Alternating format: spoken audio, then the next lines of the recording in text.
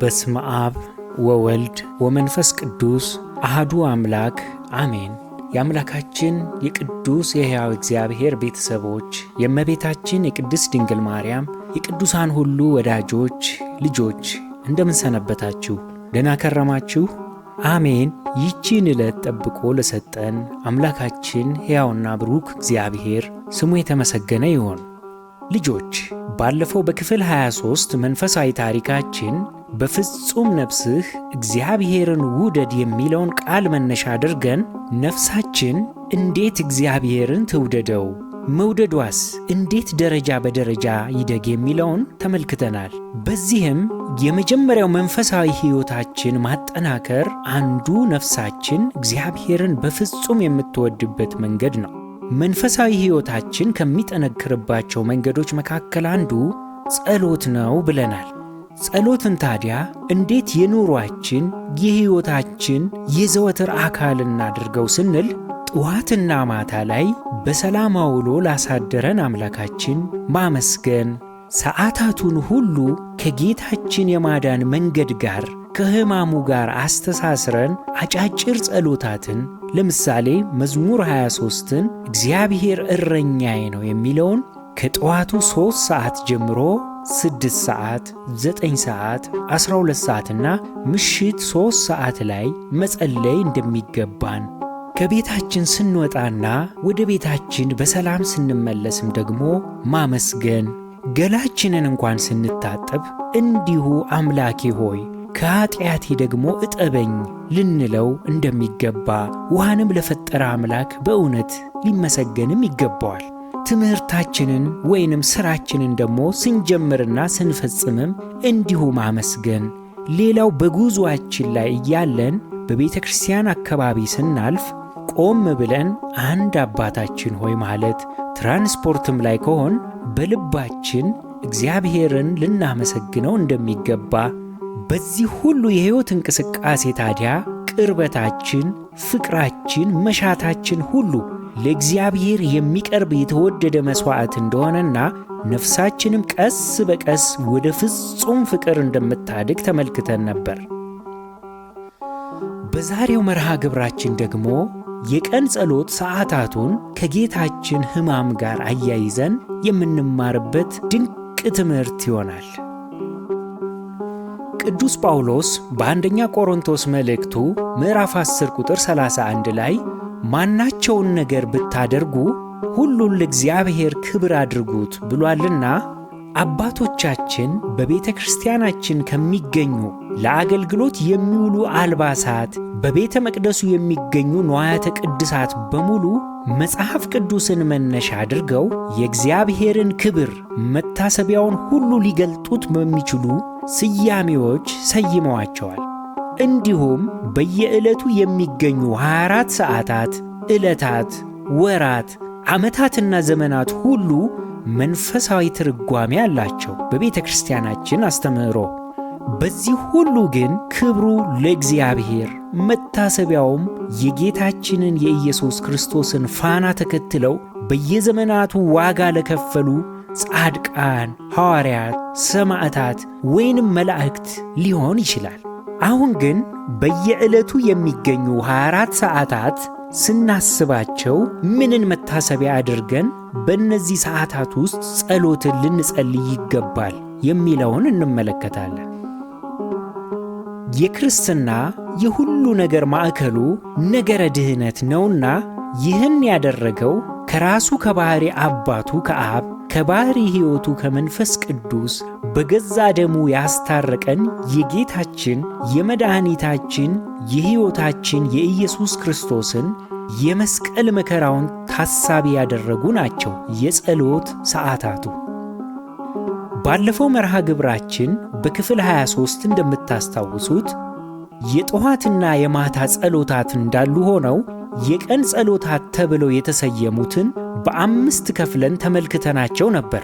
እነሱም ከምሽቱ 3 ሰዓት፣ ከጠዋቱ 3 ሰዓት፣ ከቀኑ 6 ሰዓት፣ ከቀትር በኋላ 9 ሰዓትና ወደ ምሽት 12 ሰዓት ላይ የጸሎት ሰዓታት እንደሆኑ ተመልክተናል። በእነዚህ ጊዜያት የትም ቦታ በምንም ሁኔታ ውስጥ ሆነን መጸለይ የምንችለውን 2 ደቂቃ የማትጠይቅ ታላቅ ጸሎት መዝሙር 23 ላይ እግዚአብሔር እረኛዬ ነው የሚለውን በቃላችን ይዘን በየሰዓታቱ ቀጥሎ በምንመለከተው መታሰቢያነቱ መጸለይ እንደሚገባን ተነጋግረን ነበር። በዛሬው መርሃ ግብራችን ታዲያ የቀን ጸሎት ሰዓታቱና ትርጓሜያቸውን እንመለከታለን። አምላካችን ቅዱስና ሕያው እግዚአብሔር ያስተምረን።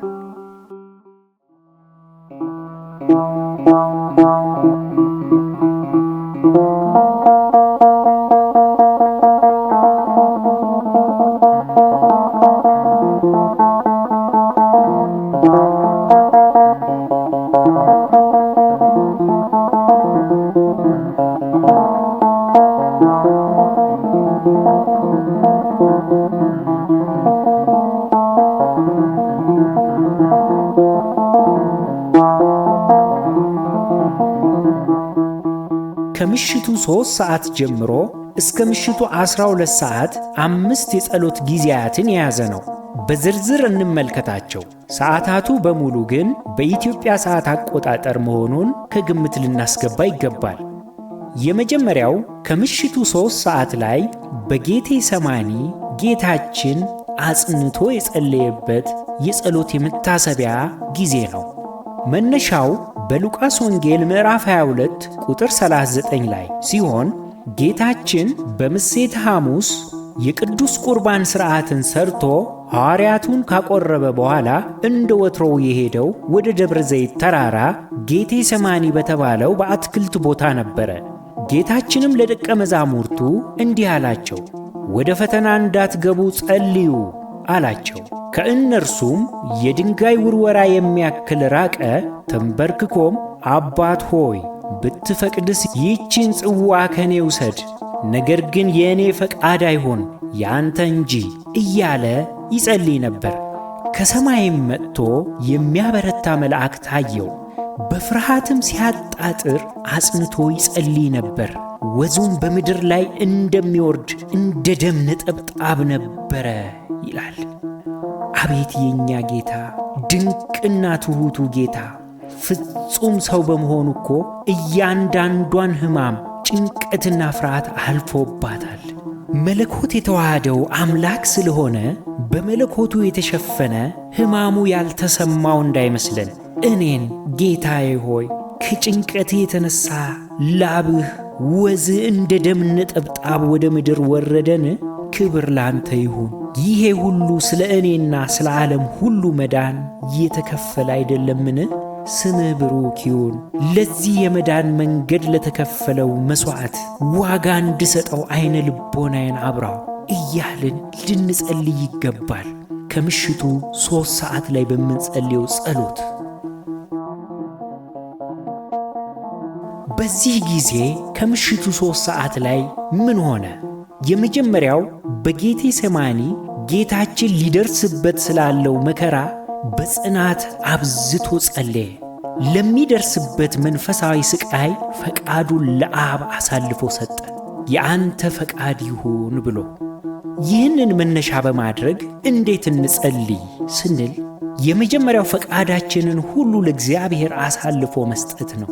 ኃይልንና ብርታትን ጽናትን እንዲሰጠንም መጠየቅ ነው። ከጨለማው ኃይል የሚመጣ ፈተናን መቋቋም እንችል ዘንድ ይህንን ክፉ ገዢ የምንዋጋበት የጦር መሳሪያ ዕቃ በክርስቶስ ኃይል ድልን እንድንቀዳጅ የተማርንበት የጸሎት ሰዓት ነው። ከምሽቱ 3 ሰዓት ጌታችን በጌቴ ሰማኒ የጸለየው ጸሎት። ስለዚህ ሰዓቱ ለጸሎት ምን ያክል ዋጋ እንዳለው ልንረዳ ይገባል።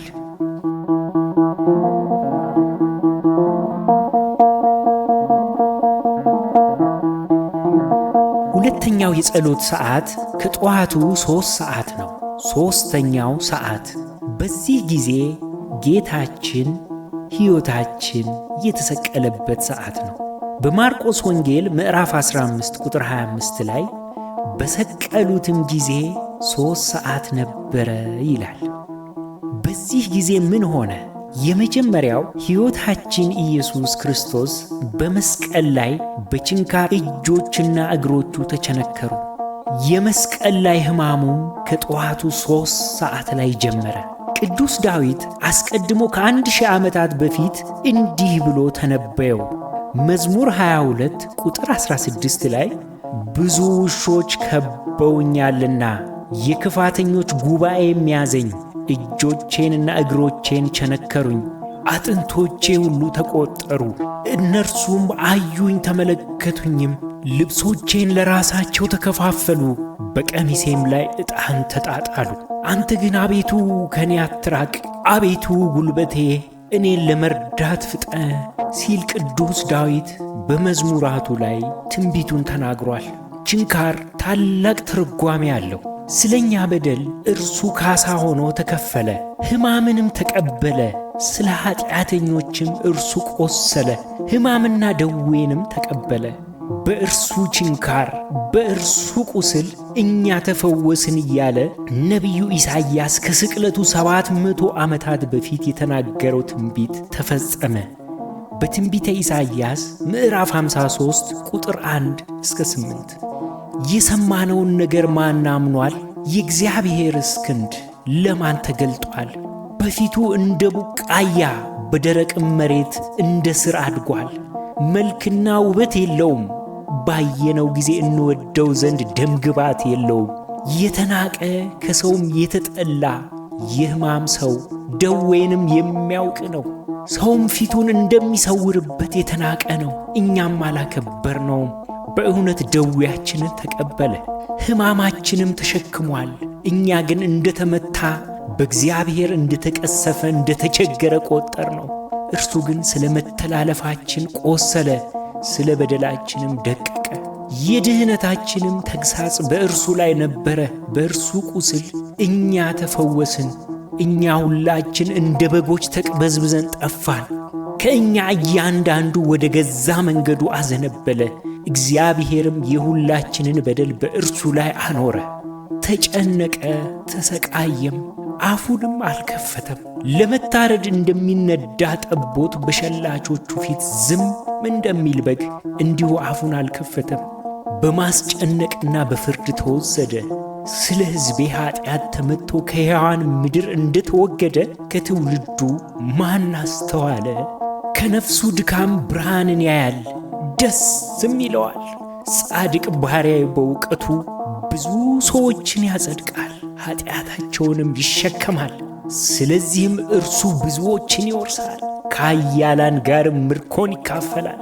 ነፍሱን ለሞት አሳልፎ ሰጥቶአልና ከዓመፀኞች ጋር ተቆጥሮአልና። እርሱ ግን የብዙዎችን ኃጢአት ተሸከመ፣ ስለ ዓመፀኞችም ማለደ ይላል። ከጠዋቱ 3 ሰዓት ላይ ታዲያ ስንጸልይ ይህንን እያሰብን ይህንን ድንቅ እጹብ የሆነ የድኅነትን መንገድ የምናስብበት ጥልቅ የጌታችንን ስቅለቱን የምናስብበት የጸሎት ሰዓት ነው።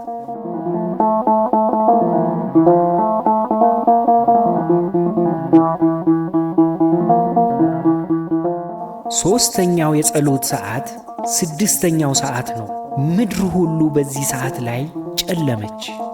የማርቆስ ወንጌል ምዕራፍ 15 ቁጥር 33 ላይ 6 ሰዓትም በሆነ ጊዜ እስከ 9 ሰዓት በምድር ሁሉ ላይ ጨለማ ሆነ ይላል።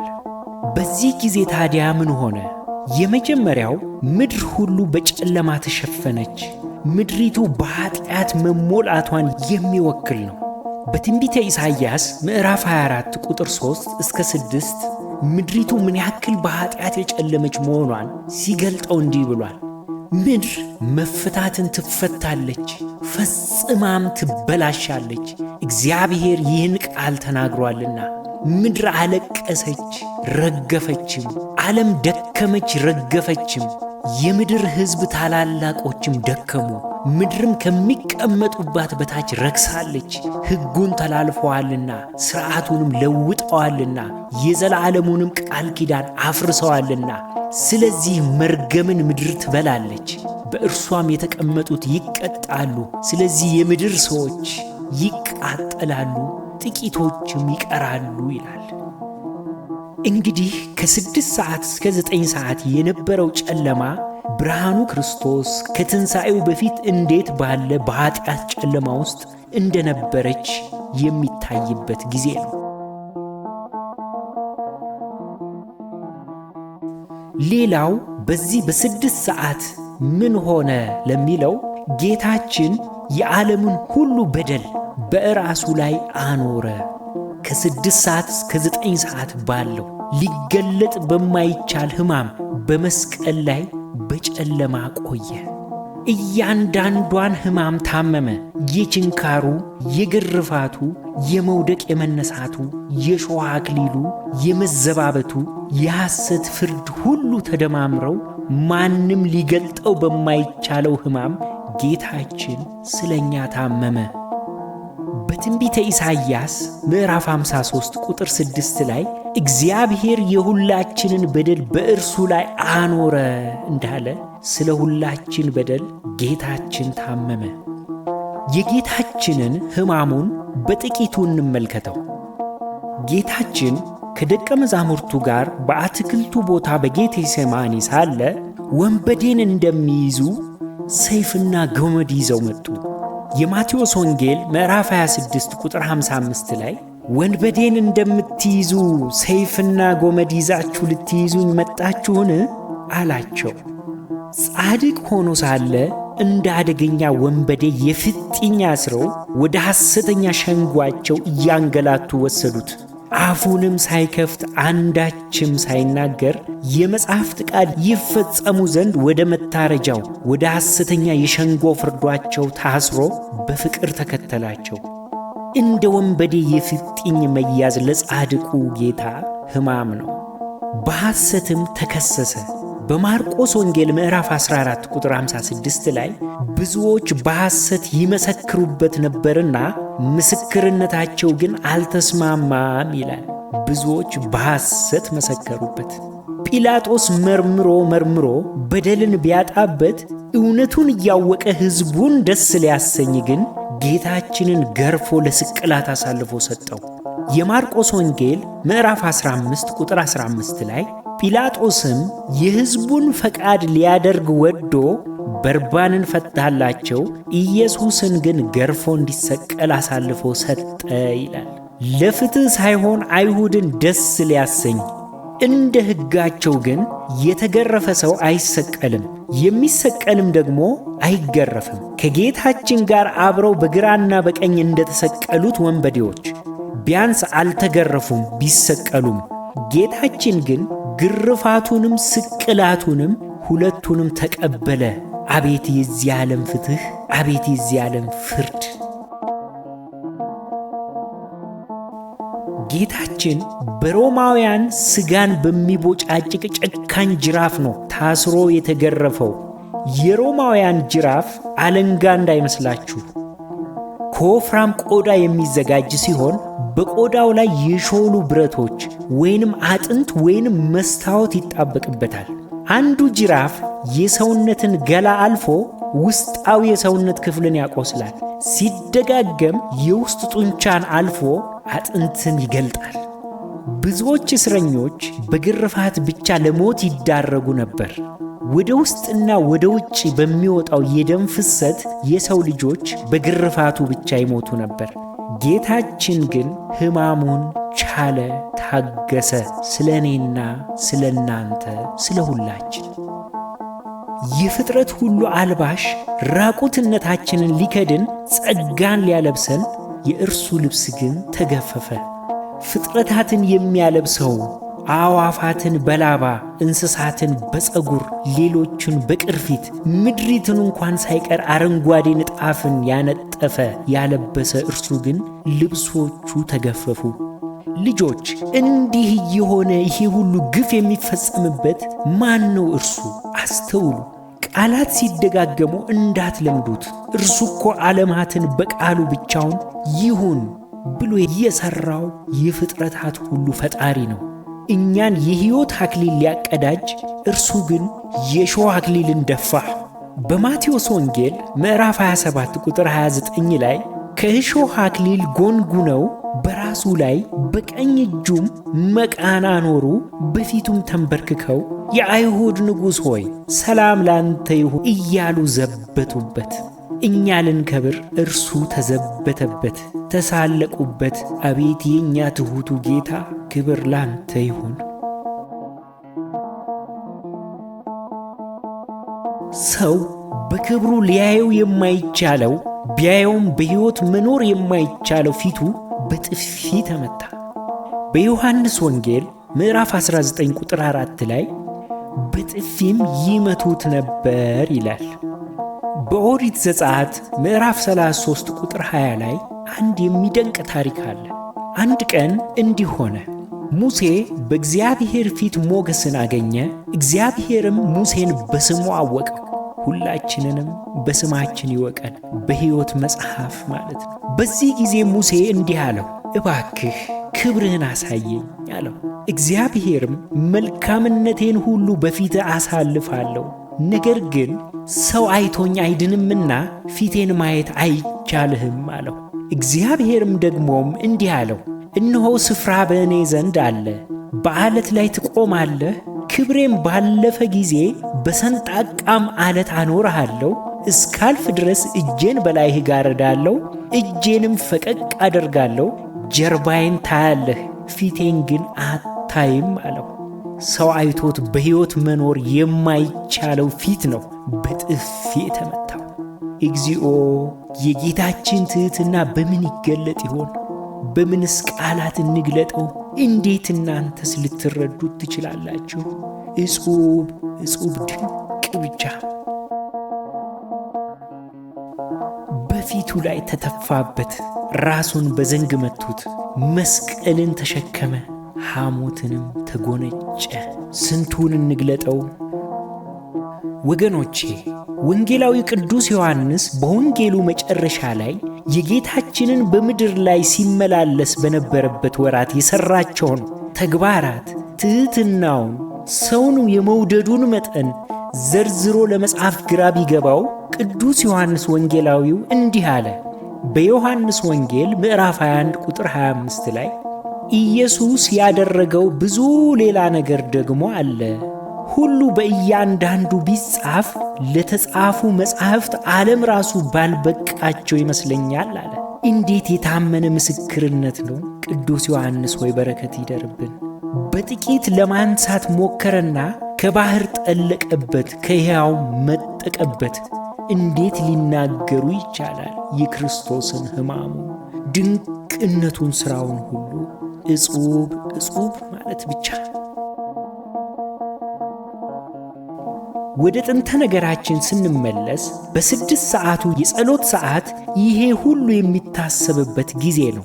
ከዚህ በላይ ታዲያ በፍጹም ነፍስ እግዚአብሔርን መውደድ ከየት ይመጣ ይሆን? ይህንን እያሰብን የምንጸልይ ከሆነ በእውነትም ነፍሳችን በቀራንዮ በየዕለቱ እየሄደች የጌታችንን ሕማሙን ትካፈላለች። የክርስቶስን ፍቅር በልባችን ያብባል። ልንቋቋመው በማንችለው ብርሃን ውስጥ እንኖራለን። ልጆች፣ ቀጣዮቹን የ9 ሰዓትና የ12 ሰዓታት መታሰቢያቸውን እግዚአብሔር ቢወድና ቢፈቅድ በቀጣዩ ክፍል የምንመለከተው ይሆናል። የዛሬው መርሃ ግብራችን ግን ከማጠቃለላችን በፊት ማጠቃለያ እንስጥበት። በዛሬው መርሃ ግብራችን የጸሎት ሰዓታቱን ከምሽቱ 3 ሰዓት፣ ከጠዋቱ 3 ሰዓት እንዲሁም ከቀኑ 6 ሰዓት ያሉትን መታሰቢያቸውን ተመልክተናል። ከምሽቱ 3 ሰዓት ላይ ጌታችን መድህናችን በጌቴ ሰማኒ ሊደርስበት ስላለው መከራ አብዝቶ እንደጸለየ እና ቅዱሱ ፈቃዱን ለአብ አሳልፎ እንደሰጠ ይህንን መነሻ በማድረግ ከምሽቱ 3 ሰዓት ላይ እኛ ስንጸልይ ደግሞ ከግምት ልናስገባ የሚገቡ ነገሮች ፈቃዳችንን ሁሉ ለእግዚአብሔር አሳልፎ መስጠት፣ ብርታትና ኃይልን ጽናትን እንዲሰጠን መጠየቅ፣ ከጨለማው ኃይል ለሚመጣ ፈተና ሁሉ መቋቋምን እንዲሰጠን የጦር ዕቃችንን የምንለብስበት የጸሎት ጊዜ ነው። ሁለተኛው ከጠዋቱ 3 ሰዓት ላይ ጌታችን መድህናችን የተሰቀለበት ሰዓት ነው። በዚህ ጊዜ ሕይወታችን በመስቀል ላይ እጆቹና እግሮቹ ተቸነከሩ። የመስቀል ላይ ሕማሙንም ከጠዋቱ 3 ሰዓት ላይ ጀመረ። በዚህ ጊዜ እንግዲህ ጸሎታችን እንዲህ ያለ ዕጹብ ድንቅ የመስቀልን ሕማም የቻለው ጌታችን ለእኛ መዳን መሆኑን እያሰብን ልንጸልይ ይገባል። ሦስተኛው ከቀኑ 6 ሰዓት ላይ የምንጸልየው ጸሎት ነው። በዚህ ጊዜ ምድር በጨለማ እንደተሸፈነች ብርሃኗ ክርስቶስ እስኪያበራላት ድረስ በጨለማ የቆየችበትን ዘመናት የሚወክል ነው። ጌታችንም የዓለምን ሁሉ በደል በራሱ ላይ እንዳኖረ እንደተሸከመ የእኛን ሕመም እርሱ እንደታመመ የምናስብበት ታላቅ የጸሎት ጊዜ ነው 6 ሰዓት። የጌታችንም ሕማሙ እንደ ወንበዴ የፊጥኝ መታሰሩ፣ በሐሰት መከሰሱ፣ በጲላጦስም መገረፉን፣ ተላልፎ መሰጠቱን፣ ፍጥረታትን ያለበሰው ጌታ ስለኛ መራቆቱን፣ እኛን የሕይወት አክሊል ሊያቀዳጀን እርሱ ግን የሾህ አክሊል መቀዳጀቱን፣ ኃያሉ ጌታችን ይህንን ሁሉ ማዳን ማድረጉን የምናስብበት ሰዓት ነው ከቀኑ 6 ሰዓት። እንግዲህ ልጆች እነዚህ በጣም በጥቂቱ የተጠቀሱ ናቸው።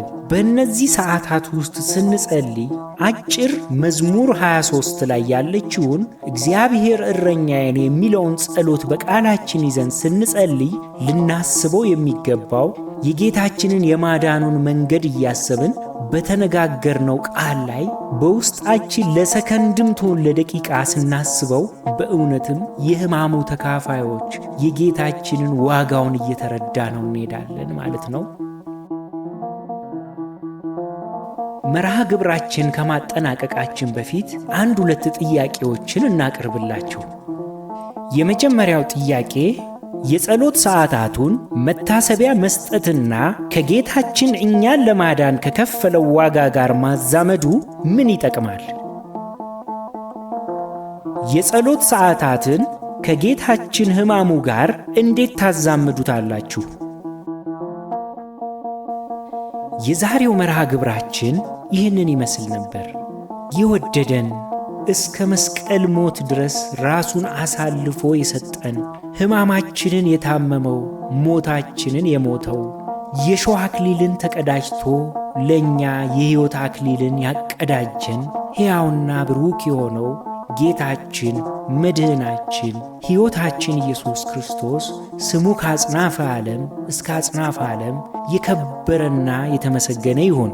የእግዚአብሔር ቸርነት፣ የእመቤታችን የቅድስት ድንግል ማርያም ማላጅነት፣ የጻድቃን የቅዱሳን ሁሉ ተራዳይነታቸው አይለየን። ወስብሐት ለእግዚአብሔር።